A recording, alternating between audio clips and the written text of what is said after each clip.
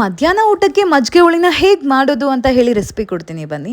ನಾನಿಲ್ಲಿ ಒಂದು ಜಾರ್ಗೆ ಕಾಯಿ, ಬೆಳ್ಳುಳ್ಳಿ, ಹಸಿ ಶುಂಠಿ, ಮೆಣಸಿನ್ಕಾಯಿ, ಜೀರಿಗೆ, ಆನಿಯನ್ ಮತ್ತು ಕೊತ್ತಂಬರಿ ಹಾಕಿ ನಾನು ರುಬ್ಕೊಳ್ತಾ ಇದ್ದೀನಿ. ಸ್ವಲ್ಪ ಮೆಂತ್ಯ ಕಾಳು ಕೂಡ ಹಾಕಿದ್ದೀನಿ.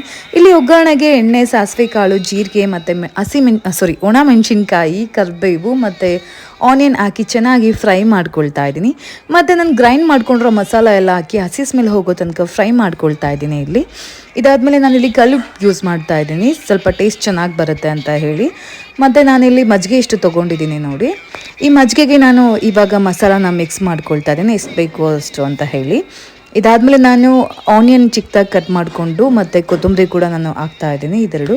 ಸೊ ಫೈನಲಾಗಿ ರೆಡಿ ಆಗಿದೆ ಮಜ್ಜಿಗೆ ಹುಳಿ. ಇದನ್ನು ನಾವು ಮಧ್ಯಾಹ್ನ ಊಟಕ್ಕೆ ತಂಪಾಗಿರುತ್ತೆ, ರೈಸ್ ಜೊತೆ ಚೆನ್ನಾಗಿ ತಿನ್ಬೋದು ಆ್ಯಂಡ್ ಹೆಲ್ದಿಯಾಗಿ ಕೂಡ ಇರುತ್ತೆ ಇಂಥ ಬಿಸಿಲಲ್ಲಿ. ಸೊ ಇದನ್ನು ನಾವು ಡೈಲಿ ಮಧ್ಯಾಹ್ನ ಕೂಡ ನಾವು ಊಟ ಮಾಡ್ಬೋದು. ಆ್ಯಂಡ್ ಡಯೆಟ್ ಮಾಡೋರು ಕೂಡ ಇದು ಲೈಕ್ ಒಳ್ಳೆಯ ರೆಸಿಪಿ ಕೂಡ ಆಗಿರುತ್ತೆ ಆ್ಯಂಡ್ ತುಂಬ ಈಸಿಯಾಗಿ ಕೂಡ ಮಾಡ್ಬೋದು, ತುಂಬ ಟೇಸ್ಟಿಯಾಗಿ ಕೂಡ ಇರುತ್ತೆ ಇದು.